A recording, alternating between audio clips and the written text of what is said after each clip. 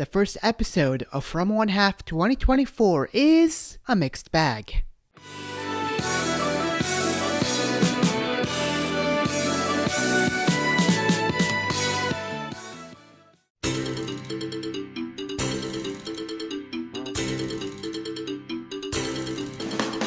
The first episode of the new Ranma One Half series just dropped. As a longtime viewer and a huge fan of the series, it looks fantastic. The animation is smooth, the action scenes are far more dynamic, and the overall vibe feels fresher compared to the original. It's always great to be reintroduced to the characters we grew up loving.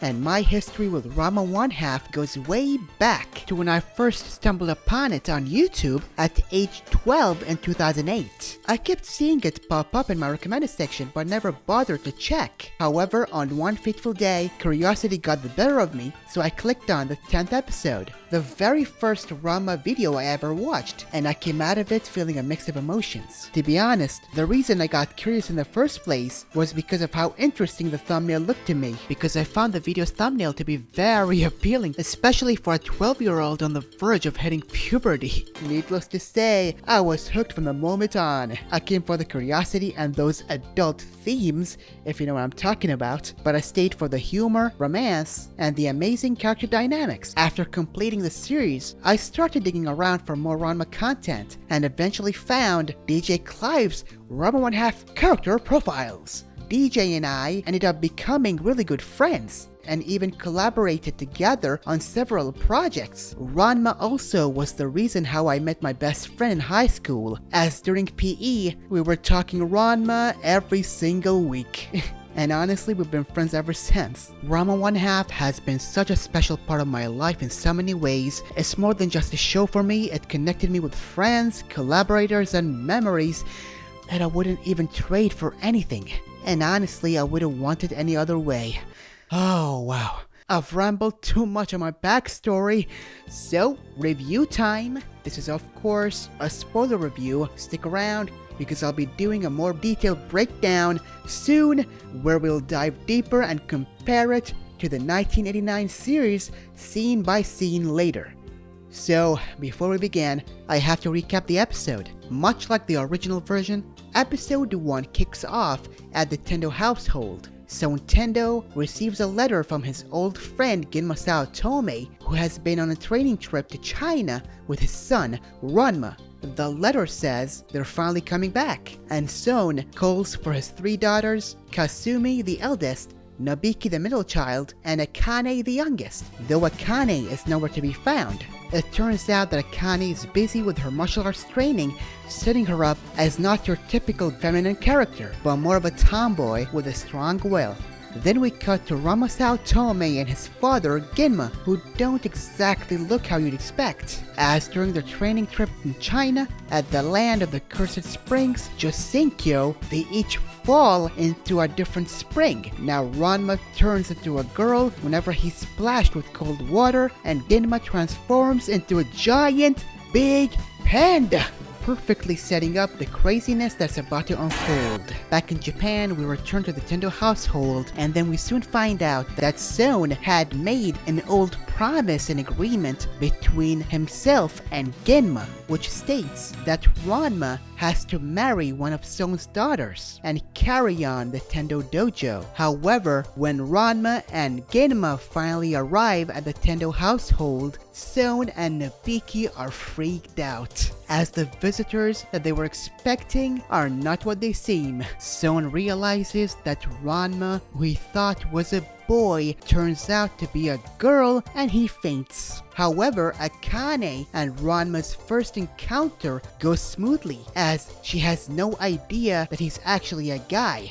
Why is this a problem? Because Akane hate men! Exactly. So yeah, they hit it off pretty well actually. At first at least. But things take a turn for the worse when Akane accidentally walks on Ranma in the bathroom, discovering the horrifying truth in a super awkward and funny moment. She is not exactly thrilled once she realizes what's going on. This is classic Ranma 1/2, awkward, funny, and entertaining, and a great way to kick off the love-hate dynamic between Ranma and Akane. I might have glossed over some plot points here and there, but the purpose of this video is not just to do a retrospective, but also highlight what I thought about the reboot or the remake in comparison to the original. This will of course be the spoiler section of this review.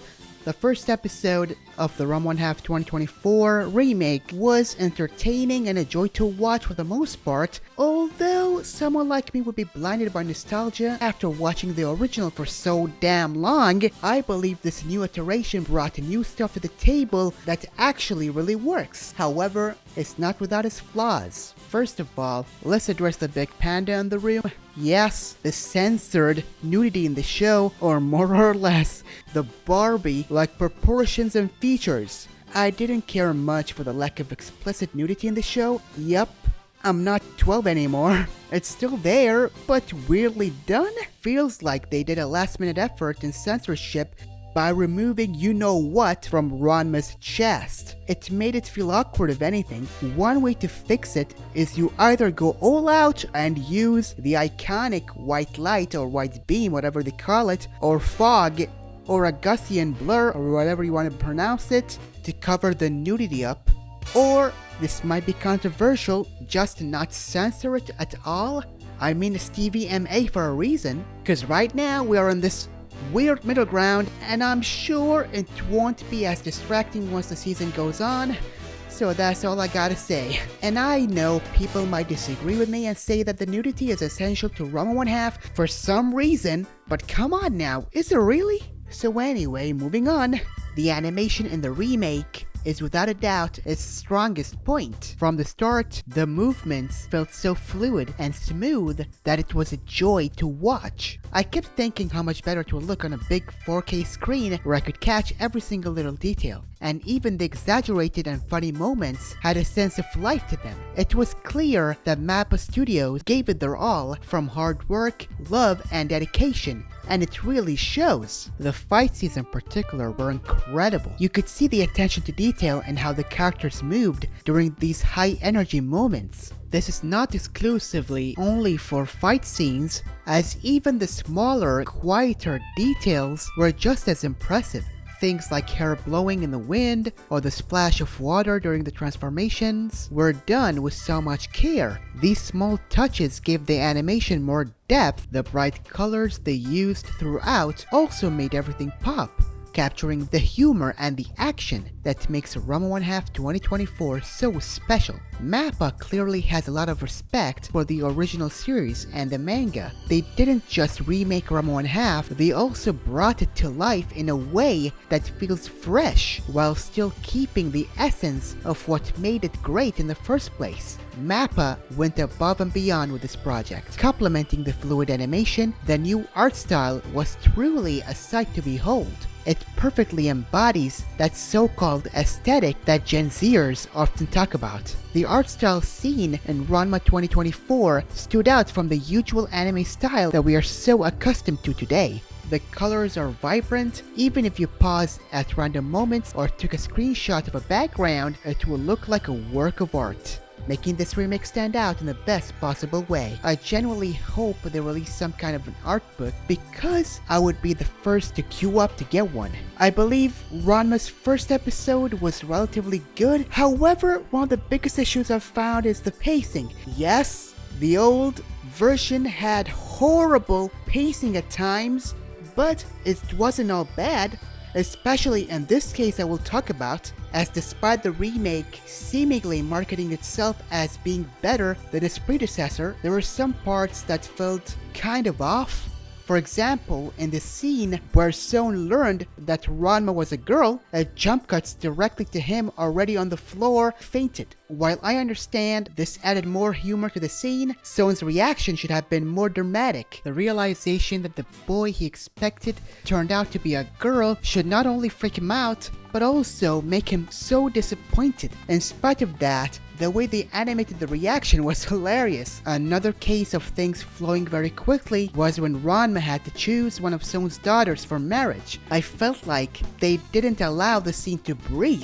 It was as if Son was saying, here we go, it didn't matter what happened before, pick anyone you like and let's get this over with. You just put this huge pressure and responsibility on this kid you barely met. Calm down a bit and take it easy.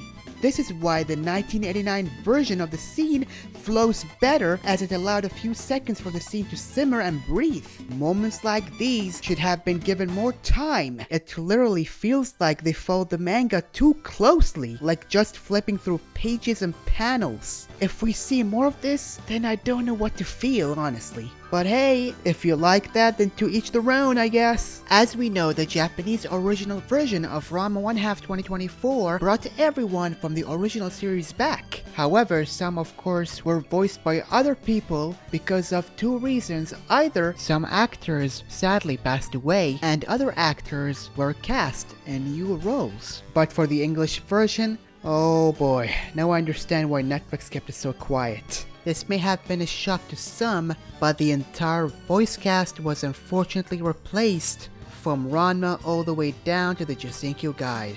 Yes, it's a full-on new cast, and this may or may not appeal to some, but for me, I had mixed feelings on that. That said, there were a few standouts here, such as female Ranma, who was played by Suzy Young, who is known for her roles in Chainsaw Man and Code Geass. She did an amazing job in her portrayal and sounded almost eerily similar to her Japanese counterpart, which is very impressive. Other solid performances came from J. Michael Tatum, who played Son Tendo. Tatum has an impressive resume, as he has voiced many popular characters in various different anime, such as Zarbon in Dragon Ball Kai, Erwin in Attack on Titan, and also Sebastian in Black Butler, and that's what I call an amazing range. What I found to be really amazing is the fact that there was a scene in episode 1 which I felt was very beautiful, as it featured an interaction between two Son Tendos. Yep, as it features a cameo from David Kaye, who's the former voice actor of Son, playing the role of the mailman in this, as he delivers the postcard to Son.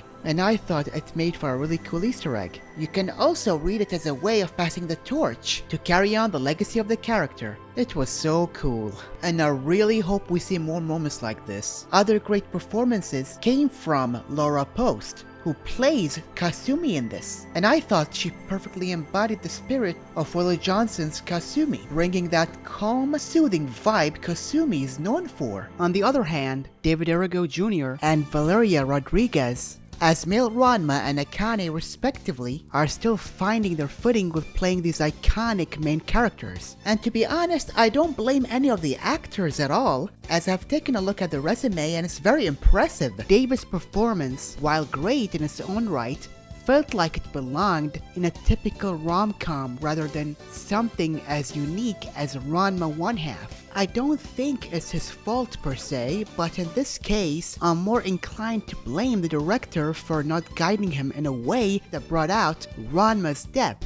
He came across as too generic, which I think really did not suit the role. I really know it's not David's fault. You know why? Because he voiced Ferb in Disney's Phineas and Ferb. That's what you call range. What made Strange and Cox so unique is each of them gave off a range that is unlike anything you've heard before. I don't know what it is, but Cox's voice just sounds different than any other actor whom had voiced rom-com leads before. And some may claim he was one note. If that's what you call one note, then what do you call this new portrayal? I will leave it up for my viewers to decide and determine this, so sound off in the comment section please. As for the OG voice actor, Sarah Strange, oh man, not only did she make Ranma sound like a teen, but also was willing to go high when it was needed, especially with the screams and the comedic overreactions. For season 2, they have to go for a more goofy and quirky approach, even more than what we already see here. Season 1 is generally pretty tame in comparison to what happens in the second season anyway.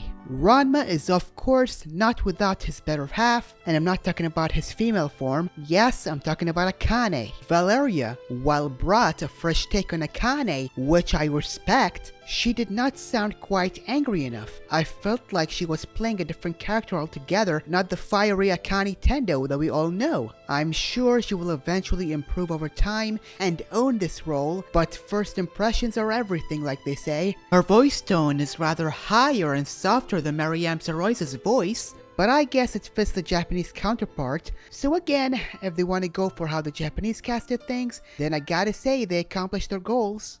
However, the biggest gripe I have was with the Jisenkyo guide. Now I get that in today's world, using a stereotypical Chinese accent could be seen as unethical or even arguably racist, but shouldn't a foreigner like the Chinese guide at least sound a little different? I mean, look at what I did in my fan game. I asked my actor to keep their natural British accent for the role to make him sound and appear foreign. I think an approach such as this would have been the best option, but yeah, I understand where KG Tang came from. Of course, KG Tang is the guy who voiced the guide. He's famous for his role in Jujutsu Kaisen and many other shows, and I know that the guy has range, and I understand why he refused, knowing very well he's of Chinese descent, but it wouldn't have hurt to give him a different accent, you know? Apart from Tang, the Incredible Hulk himself, Fred Tatasciore, voices Genma Saotome in this remake, and to be honest, I love his range, I love his voice a lot, but he sounded kind of deep for Genma. I mean, I know that he has the range, I've seen his work. He knows how to go for that warmer range, you could say, which was very similar to how Robert O. Smith used to do it. I mean, even in the beginning of the episode, where we hear him while Son is reading the letter, we realize that he can go higher when needed to be. It just feels like he's a bit lower than what I was expecting. But you know, this is just the first episode. He might sound better in the later episodes for all I know.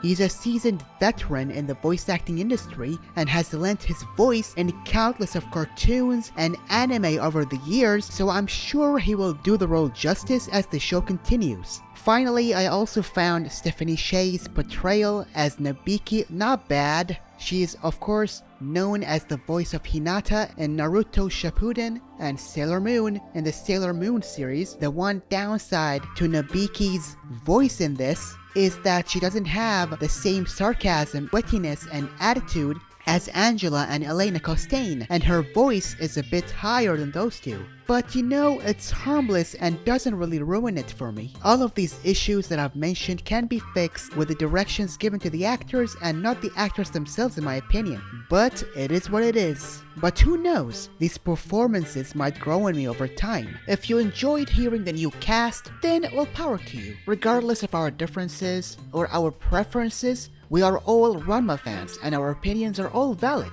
Overall, I'd give the first episode an A+. Now this is exactly how a first episode should be done. It sets up the premise, introduces the characters, and sets the tone of the series perfectly. While some elements, like the English voice acting, still need some work, I'm really excited to see where it goes from here. I can't wait to watch the second episode where we get to meet more characters, especially the great Tatsuaki Blue Thunder Kuno, and see how Akane and Ranma's chemistry develops over time. And of course, I'm looking forward to what's next.